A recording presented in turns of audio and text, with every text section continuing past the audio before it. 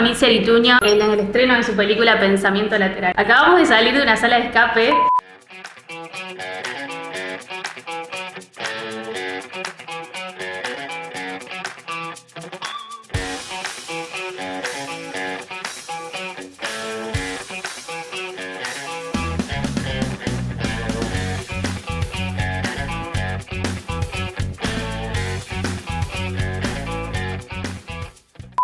Bastante tensa, pero estuvo divertido. Y yo te digo, te voy a redoblar la apuesta. Tengo una serie de palabras para hacer asociación libre, para meternos un poco en el personaje, ¿no? Qué bien.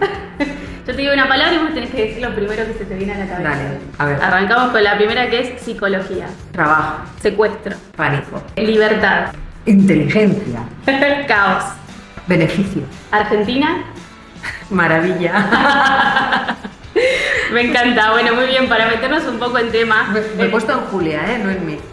Muy bien, me gusta, me encanta, Sí, me encanta. sí. Bueno, ¿cómo fue un poco esa preparación? Digamos, Julia es una psicóloga que es muy astuta, es muy inteligente, usa mucho su mente, sus conocimientos para salir de la situación en la que está. ¿Cómo te preparaste, digamos, una preparación extra, algo de psicología, alguna cuestión ahí para preparar ese personaje?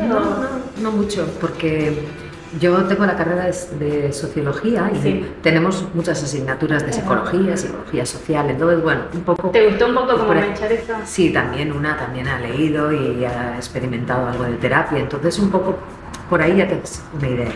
Y como de profesora ya me ha tocado hacer en otros trabajos, pues bueno, ahí como que ya más o menos ya tenía bien definido cómo es el oficio. Lo que tuve que trabajar más es ya dentro de la fábrica en el La parte cautiverio, física. sí, la Bueno, parte eso física, también todo eso. te iba a preguntar, esto de que, bueno, como ya lo han hablado, de que todo sucede en un mismo ámbito y hay mucho puesto tuyo, digamos, del resto de los personajes también, pero hay mucha cosa física. Yo miraba la peli y cada vez que vos te movías o algo y sentías el dolor, yo lo sentía con vos. ¿Qué desafíos encontrás en eso, no? O mismo tener que grabar atada a una columna, Sí. ¿qué desafíos hay o que encontraste en relación a quizás otro tipo de películas en donde el cuerpo también está más libre, ¿no? Claro, tienes que poder expresarte desde tu cautiverio, tienes que pensar, ahora este personaje siente frío, yo no, la actriz no, pero Julia sí, o siente dolor, o siente pánico, o siente rabia, o ya se le ha adormecido absolutamente todo y no le duele. Hay un momento que creo que está tan golpeada que ya no le ni duele. Entonces hay algo que se activa, los mecanismos de supervivencia del cuerpo se activan y decidir cuándo se le activan a Julia, eso fue lo más complicado. Cuando ella pasa al modo proactivo, ¿no? Claro. En vez de estar analizando qué es lo que está pasando. Que Como es víctima. Sí, su primera fase es: estoy aquí con miedo. Una vez que supera eso y que ya pasa por todo, que no puede ir al baño, que no le dan de comer, que se ha mojado porque llueve y le está cayendo la lluvia. Bueno, después de todo eso, ella, y del dolor físico, porque la castiga también físicamente, hay un salto.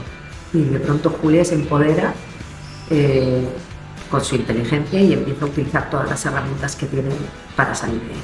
Bien. ¿Y te gustó ese resultado? Sí.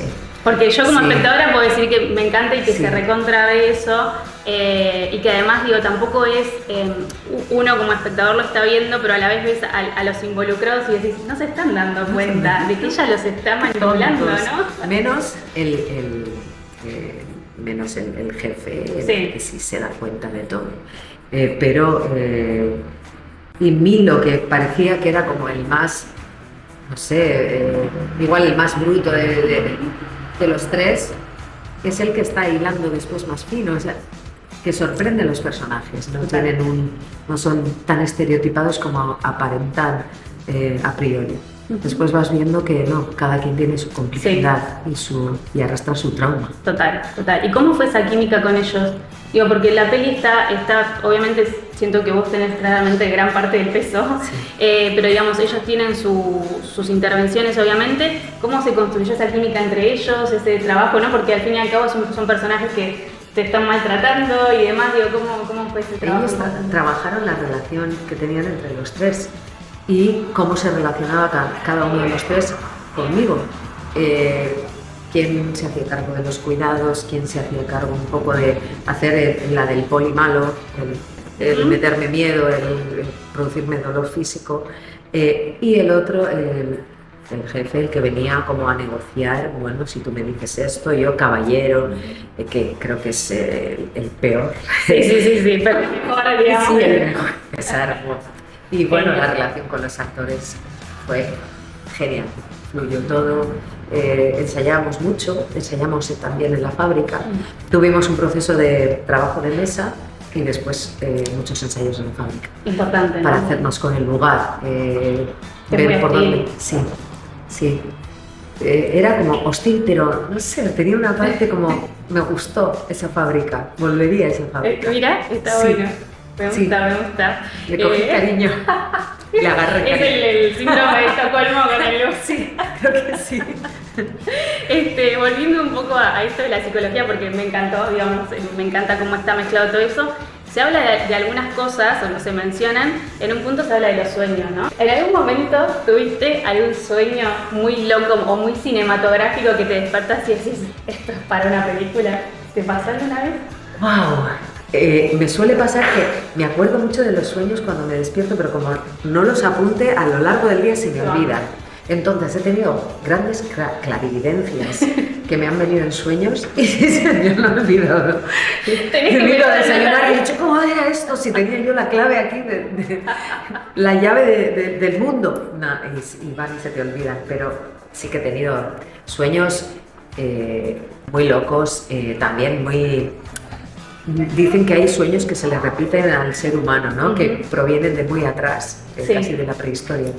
Y yo, el típico sueño de esa ola gigante, como un tsunami que te va a caer encima y tú no te puedes mover, y cuando cae haces y te despiertas, se me ha repetido varias veces, por ejemplo. Otro también es el que de pronto quiero correr y no puedo. Otro es volar, ¿te pasó? Volar, sí, de pronto de saltar, ese de saltar que te vas a dar contra el suelo y a veces te das y te despiertas y otras veces te echas a volar y eso ya es como, no me quiero despertar. Y otra cosa que también se habla de los preconceptos. ¿Tuviste en algún momento de tu carrera algún preconcepto de algún personaje que te haya tocado o de vos misma como actriz te hayas tenido que derribar para poder superar? Sí. Yo me acuerdo que en teatro me tocó interpretar una mujer a la que, bueno, tenía súper enamorada de su hombre y su hombre viajaba, no le hacía ni caso y ella era, para ella, él era todo y entonces a mí me daba rabia tener que interpretar a esa Hélène. Es un libro de Alessandro Barico que se titula Seda, es muy famoso. Y nosotros hicimos la obra de teatro y me tocó hacer de Hélène, que era la eterna Penélope esperando a Ulises, ¿no? Y Ulises conocía a otra por ahí y se enamoraba. Y ella sabía todo y aún así seguía apostando porque a mí eso me da mal. Y discutía mucho con mi directora, me decía, no, tú no puedes juzgar al personaje, lo tienes que defender. Y a mí me hubiera encantado agarrarle a él y decirle, sal de ahí, idiota. Pero no, sí que he tenido a veces, cuando era más joven, sobre todo ahora ya trato de decir, no, el personaje no soy yo, voy a entrar ahí con todas las contradicciones que tenga el personaje y descubrir cosas, y descubrir los porqués de cada quien, por qué ella está enganchada, por qué acepta esto y esto y lo otro. Sí, es un viaje. Eso. Cuando decides hacer eso, tampoco soy de las que se le queda el personaje pegado a la piel y no sabe salir de ahí. Rompo en cuanto cortan. Yo soy Itziar. Está bueno. Con el personaje de La Casa de Papel, ¿te pasó también? ¿Pudiste romper así? Sí. Yo era Raquel Murillo y cuando decían corten, ya no era. Es espectacular, está muy bien. ¿Qué te sorprendió del cine argentino en cuanto a la industria en sí, de estar dentro de eso? Diferencias, la verdad, cuando me di cuenta de que cuando se rueda prácticamente igual en todos lados. Es la misma mecánica, los mismos equipos de trabajo, es todo muy similar y muy igual. Pero sí que me chocó que aquí, cuando rodamos eran menos horas Allá eran como, pues son, no sé si son 10 más 1 la jornada laboral, y aquí, a pesar de que me tocaba estar día tras día, yo pensaba, bueno, pues 11 horas, me va a tocar estar 2 meses casi todos los días durante 11 horas, y de pronto no era más cortito, y me pareció que un respiro, sí, se me hizo más llevadero por ese lado. Y eso me gustó. Dije, bueno, como el resto de los trabajadores también, sé que en las producciones eso puede traer problema porque es otro medio, y el artístico hay veces que requiere más horas, pero esa parte me gustó. Por lo demás, sobre el cine argentino veo que hay mucha iniciativa, hay gente muy enamorada de este arte, y muy buenos planteamientos, mucha valentía, mucho ingenio. Probablemente hay, ahora en esta situación que es más crítica, no hay tanta producción, pero se ha hecho muy buen cine, muy bien interpretado en Argentina. Sí. En el último tiempo, sí.